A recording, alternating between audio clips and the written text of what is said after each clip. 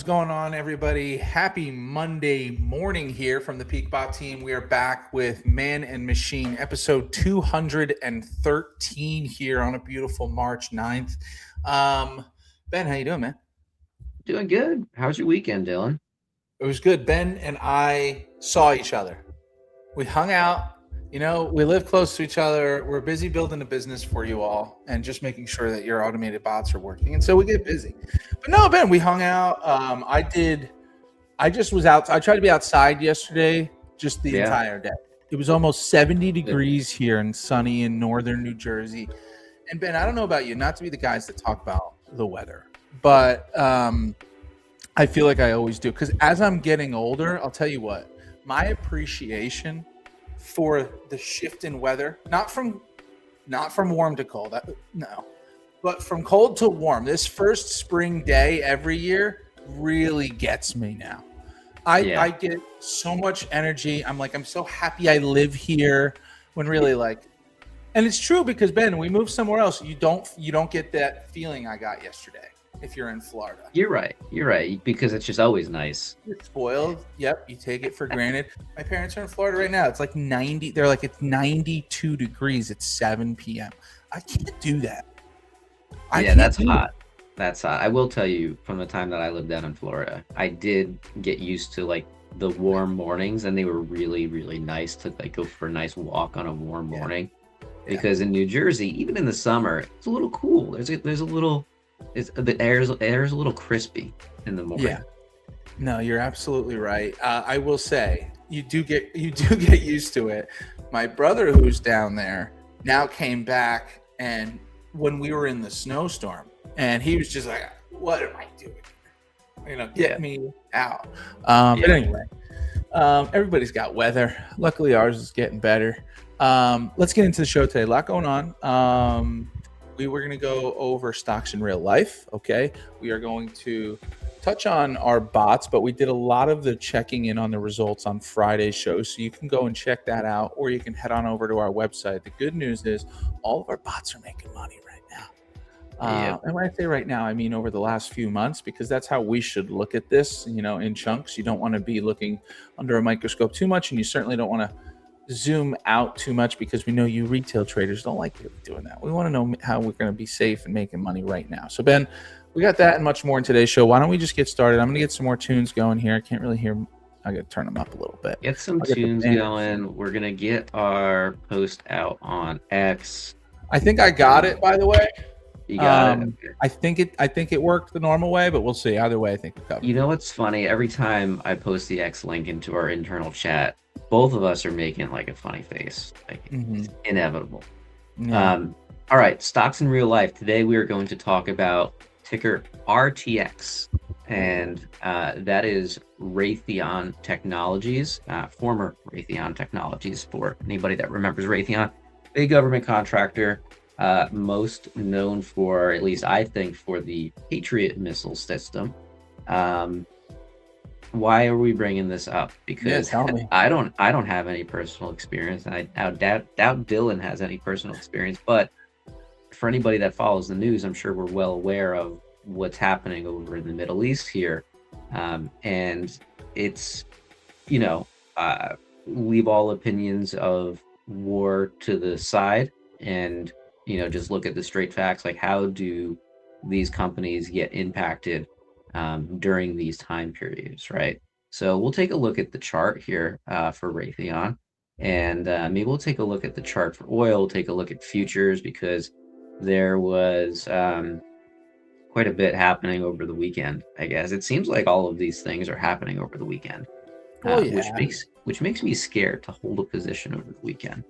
But so far, the King AI position is looking okay. Let me go ahead. I'll go ahead and share screen. You can map that.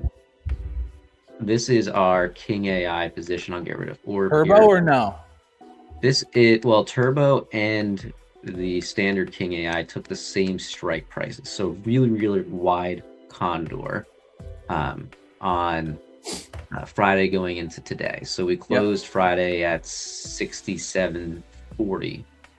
Our call side was sold at 68.80, 140 points there. And the put side was sold at 65.70. Having trouble hearing you all of a sudden. A little better. 1 second. Oh, that got better as soon as you said 1 second. Could have just getting swallowed up in the other. For some reason, my mic wasn't this mic; it was my camera mic, which is weird. Oh, yeah, you're crystal clear now. Okay, good. All right, so the put side was sold at 65.75, giving us a huge buffer. That's about another 165 point buffer, it seems. Futures are down. Currently down about 72 points. So if we'll go back to the chart and look where we would open up if we opened up right now. But pretty big drop at the open yesterday, and then we continue to fall. Futures fell below 6,600 temporarily, but have recovered since, kind of getting back up to this gap to potentially fill here. So if we were to open up 70 points down right now, we would open up right around this line, giving ourselves about 95 points of buffer for the King AI strategy. So we'll see how today goes. I'm expecting a bit of a choppy day. Now, in terms of the ticker at hand, we're talking about RTX, right? Now, another reason why I felt RTX was a decent fit is because one of our partners, Trendy John, is or has traded RTX as part of his new service, Trendy's automated alerts. So what's happening there is Trendy John is trading, and every time he trades in a specific account of his, you can get that exact trade placed in your account as well. And he's traded RTX, a couple wins on RTX. So that was pretty fun. Let's pull up the chart on RTX and form a trade idea here. Hey, trendy.peakbot.com, I believe. Yeah, there you go. Now I got an echo from you or from me. From me? No, when I'm talking. Oh, when I'm talking, I can hear myself. Oh, no, it's not good. It's okay. I'm going to talk less. Why don't you keep going? I was going to say I can put up trendy.peakbot.com. I believe automated alerts are available on that site now. Do it. Yep. Automated alerts are available on that site. $199 a month to get started. We did an analysis on. Actually, let me pull that up. That's fun. Trendy automated alerts result sheet. Oh man, that's not it. I'm gonna see if you can find it. I can kill time for you really quick because I'm going to talk about King AI Turbo. Kill time. All right. So we were talking about our King AI positions here, and whether you're in Turbo or not, you're in the same position. We're in the same strikes as Ben mentioned. Here's something interesting to consider.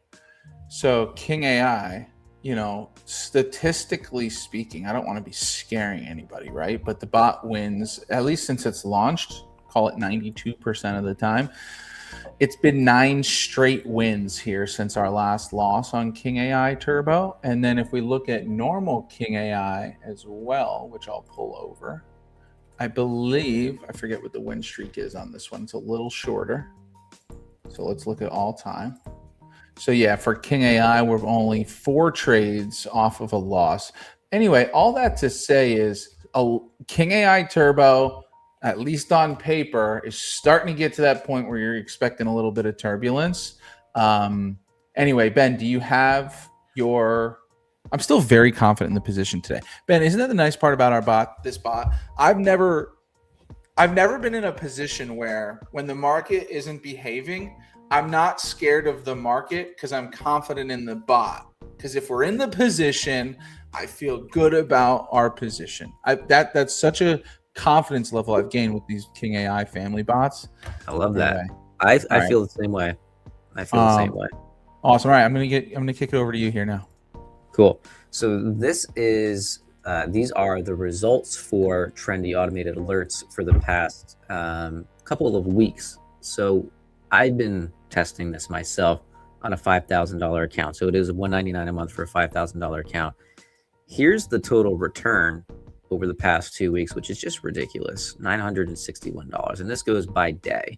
He hasn't lost on a single day of trading. There have been losing trades, but a single day has not lost. And you can see the equity curve that this, of course, forms.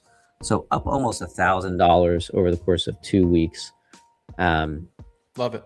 Yeah, really, really happy to see how these results have been going. So you can get started there, trendy.peakbot.com.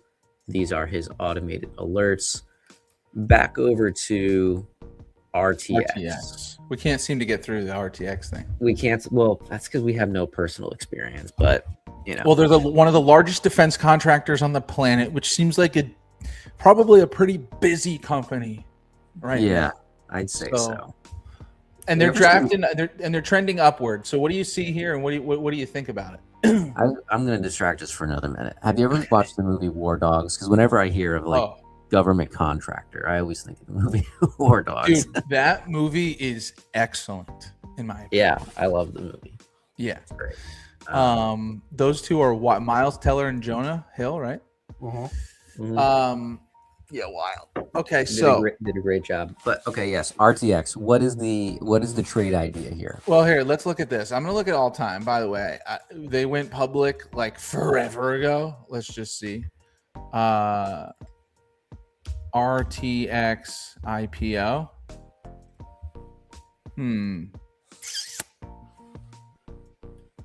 Yeah, okay. I'm not getting an easy answer because it used to be Raytheon. But Ben, the stock virtually is what I was going to say does nothing but go up. Okay. They've got a couple drawdowns in COVID and in what looks to be the middle of 2023.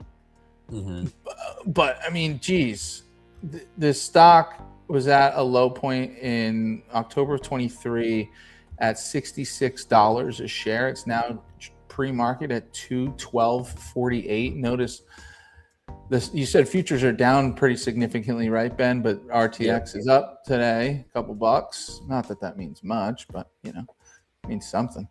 What's the trade idea? This stock's just going to keep going up, in my opinion. Yeah, no, that's what it seems like for sure. Does this stock love war? Does this stock love chaos, global chaos? I think it probably does. Okay. If not love it, at least likes it. It's going to do something. It's going to make money with it. So Raytheon or RTX also pays out a quarterly dividend, it looks like. How nice. So if you are buying and holding, you are getting quite the nice dividend. It would be interesting to see over at least like this past 3-year period, 2-year period, to look at, hey, if we were to buy and hold and sell covered calls at like the 30 delta, what would our return have been? Because you're not only collecting on the premium earned on those covered calls, but you're also collecting on the dividend payments. And how big is it? 59 cents. So if you got 100 shares every quarter, you're making $59. But it adds up. It adds up. It adds up for sure over time, especially with those covered calls. And this price increase over time. You'll probably give up some of the upside on the covered call scenarios. But if I'm thinking short term, what's my trade idea here? It looks like we gapped up, I guess, last weekend because of the war. I think it's in the bottom of a trend line going up. And then, I mean, look, it looks like there's support right here at 195. Totally. So sell in 195. Puts. Put credit spread. You want to see what it's going to earn us or no? Yeah, let's just see what prices are at. I'll pull it in. We'll do a weekly. Do a weekly on it, Dillon. Okay, RTX coming up. Expiration Friday the 13th. Oh. Uh-oh. For anybody a little stitious out there. All right, so let me just pull this up. Pull up the chain, sharing screen. Ben, get your screen down there. Okay. All right, so let's take a look. See, what did we say? Selling the 195 put. Yep. All right, and of course we love a good credit spread here, Ben. We got strikes at every 250. What do you say? $5 of exposure? Based on what I'm seeing for price, no, do 250. See what we get for credit. All right, nothing. All right, so it's wide right now. We'd have to see what happens when the market opens. You know, it's ranging anywhere from a 17-cent debit to a 51-cent credit. Bump the strikes up bump them up by $5. See what the $200 strike's paying. All right, now we're talking. 197.5. All right, still wide, but let's just call it not great. Yeah. Not great. Hard to tell. All right, let's move off RTX. We're looking, no trade idea for RTX. Though. Bullish. Trend analysis, bullish. Not financial advice. All right. Yeah. So let's do. What do we want to move into, Ben? We can move into the bot shop. We were talking about the vertical wheel. Oh no, we're both clicking. There it is. There it is. So last week we covered the foundation of the vertical wheel. What it means to sell a put credit spread. I'm so sorry, dude. Nice, man. It had been way too long. All right, I got it out of my system. Yeah, we haven't used that in a while. That was good. That was a good one. Thanks, man. So we talked about the credit spreads. We went through an example trade. We went through what our probabilities look like based on our deltas. What are the different outcomes that could take place? And today we're going to look at the weekly cycle. Why Monday to Friday? Theta decay, the three outcomes again, because we want that to be ingrained in your mind. Max profit, max loss, and how the bot handles each outcome. So why Monday to Friday? Well, this window maximizes our weekly theta decay, right? And when we look at the potential earnings over 1 month when comparing, hey, if we do this weekly compared to if we do this monthly, we're earning more on a weekly basis we're earning more on a monthly basis if we're selling weekly versus just selling one put credit spread per month. So the bot is going to sell your spread on a Monday. If you miss Monday for whatever reason, you could get in on Tuesday, right? All right. So you could get in on multiple days. If you do miss Monday, you could get in on Tuesday. And then Friday, you're going to expire. And if you're going to get assigned, you're going to get assigned those shares over the weekend. Otherwise, if you're completely out of the money, you're going to do nothing and just collect that weekly paycheck. Rent. Exactly. And how much do you love Claude for these slides? Dude, Claude is amazing. Let's just say it. I mean, my goodness. This is a great layout. Yeah, I love it. And then this theta decay chart here, showing 30 DT has slower decay. And as we get closer to that 0 DTE time frame, our theta decay is increasing. And again, as option sellers, we want value to decay. We don't want to pay money to buy those spreads back. We want them to expire worthless. So as we get closer to expiration, of course, that theta decay will erode our prices even faster. So we're right here. We start at 4 DTE. We don't start at 30 DTE. We start at 4 DTE. So we are midway down this decay train. Yep. Again, the different outcomes that could take place, a full win. So if the price of your stock that you're trading closes on Friday, the day of expiration, above your sold put strike price, you're going to collect your full amount. That is a full win. In this example, and this goes back to the example we were talking about last week, that would be a $250 win scenario. Mm-hmm. Now, a full loss can happen, and it will happen at some point in time. So 10%. A full loss happens when the stock price finishes the week below your bought put price. So there's that put credit spread. You're going to sell a put at a strike. You're going to buy a put at a lower strike. If the stock price finishes below that price at the lower strike, you're going to get that full loss. And that happens roughly 10% of the time based on where those deltas are set, or those strike prices are set and the deltas. So in this case, there's a $10 spread in our example. We collected $250 at entry, so that $10 spread would be a $1,000 gap. Add back in the $250 we collected, your max loss there is $750. And then let's see what Doug is saying. A fuller loss if the stock goes out in between strikes, you're exposed to the weekend to a price. Yep, that is true.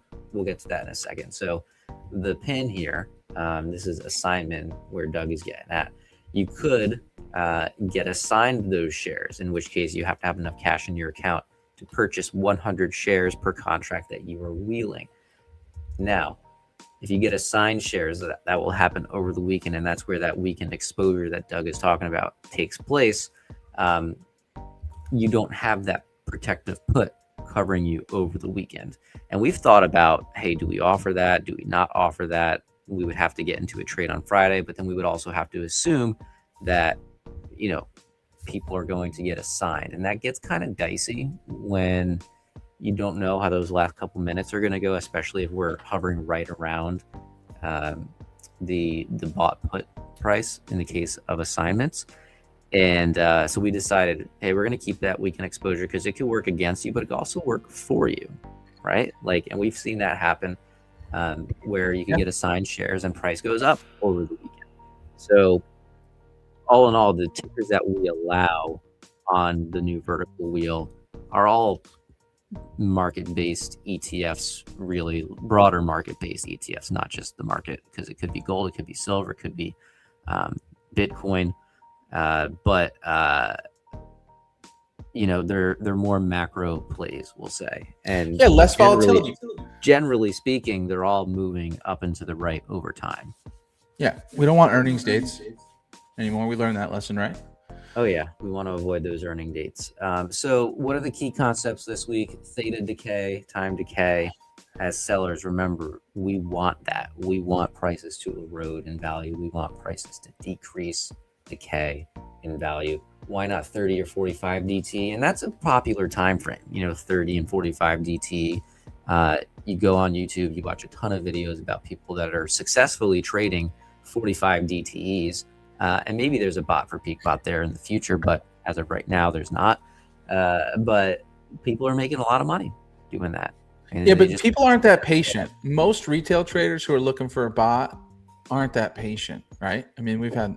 It's hard for us to justify charging a subscription fee for a 45 DT bot. Unless you got a ton of cash in the portfolio, which different product, different customer. That's right. But continue. This is a repeatable cycle, right? Win or lose, the bot's going to reset every Monday, and it will reset based on your current position. So no decision fatigue on your hand. So what does that mean? It means if you have a full win on Friday, you're going to just get right back into that put credit spread on Monday. If you have a full loss on Friday, again, the bot's going to see that. You're just going to get back into a full put credit spread on Monday. If you get assigned, bot's going to know that you got assigned, and it's not going to sell a put credit spread for you. It's going to sell a combo spread. It's going to sell a call at the 35 delta in your account, and it's going to buy a put, so a combo spread. It's going to buy that protective put still for you, and most of the time, this will end up as a credit.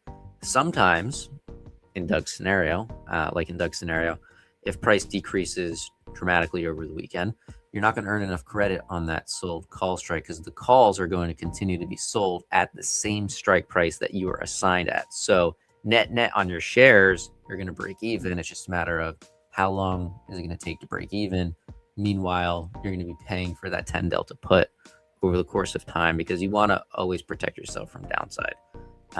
In my opinion, not financial advice. I'm not a financial advisor. But that's very good. And I'll kind of round it out there.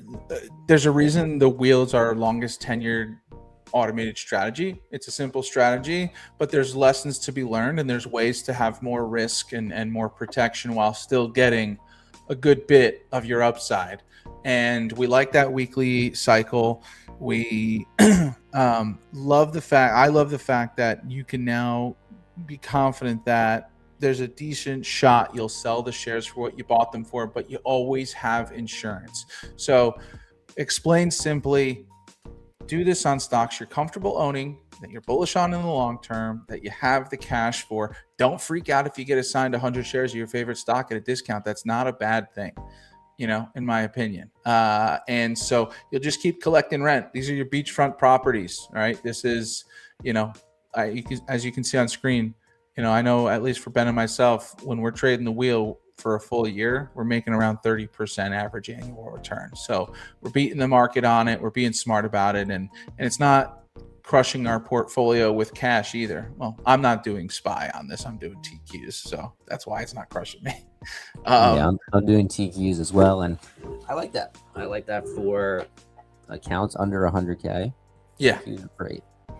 I agree. All right. What else you got? That's it for this week. Okay. Next week, let's see, we're going to cover the assignment. So what happens when you get assigned. Yep. So make sure you tune in for that. And then we'll be halfway through our vertical wheel series, and we can start thinking about what the next series is going to be. Okay. It'll be one of our new bots. Yeah, I was going to say, hopefully we've got some new bots coming out by then. I think we will. We're entering beta with a new bot called the Gatekeeper. I like so it. We'll see if that survives beta. On paper, it does very well, but I'm skeptical on how it will do in live markets. Totally fair. That's how we should be. We get a lot of bots into testing and a lot of bots into beta, not a lot launched, right? For good reason. So anyway, Ben, here's how I'm thinking we round out here. We kind of went over all the results. King AI and King AI Turbo, anything in that family are incredibly profitable as of late. But I'll tell you what else they are. Of course, in a trade right now, but they've been relatively inactive. There was about a week or two where we're not really seeing many entries due to our strict entry criteria. So that's all a part of the game plan there. Shorbo is finally cooling off just a little bit. I think it had 2 losses last week. That is our 2 for 4. So it lost $260 on the week. That's our 0 DTE orb strategy on SPX. Ben Bot, did you fight through a win on Friday, Ben? You did. Yeah, that's right. We closed it live, maybe. $73. Okay, cool. $73 win. Yep. Hopefully this week's gonna look a little better. We'll see if we're even trading today. Yep. Who knows? That's true. Who knows what the market's even gonna look like at open? A lot of our partners having success as well. You can head on over to peakbot.com/bot shop for a full list of all of our partners and their strategies. We've got about 8 or 9 live with a number of partners still on the way, probably about 30 strategies on the market with probably 10 more coming. So very busy. Head on over to peakbot.com/bot shop. Ben, why don't we give people, we talked about this on Friday a little bit, but just a little bit of what to look out for this week for maybe economic and political events. Yes. So let's get that calendar pulled up here. Today, not much going on in terms of scheduled events here, but unscheduled events, who knows? I'm going to take a look at Financial Juice, see if we're expecting our president to say anything today. He does have a roundtable, it looks like, at 3:30. What does that mean? I don't know. No. We'll find out at 3:30. Going into tomorrow, we've got home sales, and then not much else happening over the course of the day. Nothing from the political calendar perspective that I'm seeing from Financial Juice. On Wednesday, we've got CPIs, so that'll shut some of our 1DT bots off from Tuesday going into Wednesday. We've got a Fed speech pre-market, and then we've got a 10-year note auction, which will shut Max's bots off. On Thursday, we've got building permits, more housing data, 30-year bond auction, so Max's bots will be off for that. And then Friday, we have goods, GDP, PCE, JOLTS, and Michigan Consumer Sentiment Report. So we'll evaluate what that looks like for King Condor, but we're going to let King AI decide if it wants to trade on Thursday going into Friday. So that'll round out the week. A lot of events happening, but hey, we're going to keep calm and Condor on. That's the saying, right? That is the saying, and it's now and has been the truth, at least since the King AI. It's so sad. The King Condor is still out here being profitable. I say it every show because I just want, if there was anybody listening who was trading King Condor, well, I hope you're trading King AI as well. But if not, just know that we're still hanging in there. We're still making 45% over the last year. And it just gets passed by. It just doesn't get the love. So I'm going to continue giving it. All right. So look, all of our bots are crushing it. Most of our partners are crushing it right now. So head on over to our website. If you have questions, contact us. There's a chat button. We're available pretty much, I'm going to say, all day, every day. If we're awake, we're going to probably answer. So thanks so much for tuning in. We will be live again on Friday at noon Eastern time. Thanks so much for tuning in. Have a great week. Best of luck, and see you at the peak. Take care.